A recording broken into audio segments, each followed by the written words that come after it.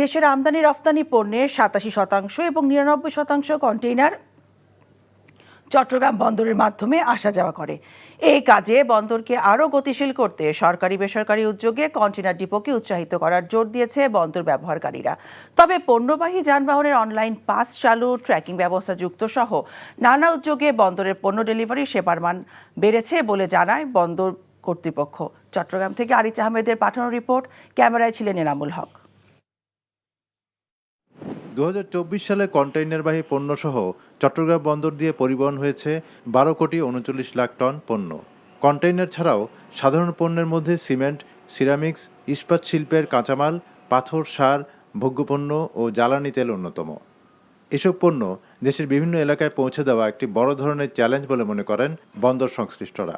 পোর্টের এফিসিয়েন্সি বেড়ে যাওয়া মানে আপনার জাহাজের টার্ন অ্যারাউন্ড টাইম যেটা, এটাও কমে যাবে। আমাদের যেই কার্গো এবং কন্টেনার যে ডুয়েল টাইম, এটাও কমে যাবে।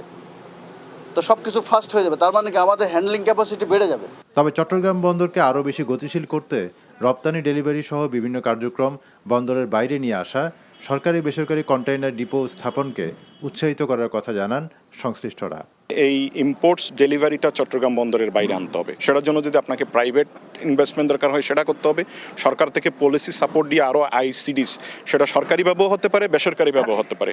এদিকে 2 বছর আগে আগুনে অর্ধশতাধিক লোক নিহতের পর চট্টগ্রামের বৃহত্তম বেসরকারি কন্টেইনার বিএম ডিপো নতুন করে কাজ শুরু করায় সন্তোষ প্রকাশ করেন বিদেশি বিনিয়োগকারীরা।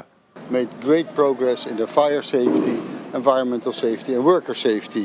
Really have taken up the challenge and to become leading in class in their safety rules and regulation. Over 50 years, a good partner in Bangladesh with investment in various sectors. We are interested in Bangladesh and definitely our companies are looking forward to more prosperous investments in this area of Bangladesh. দৈনিক 3 থেকে 5,000 truck বন্দরে প্রবেশ করে। আগামীতে চট্টগ্রাম বন্দর vehicle live tracking online কার্যক্রম চালু হলে আমদানি রপ্তানির কার্যক্রম আরও দ্রুত হবে বলে জানান বন্দর কর্তৃপক্ষ। NTV news desk.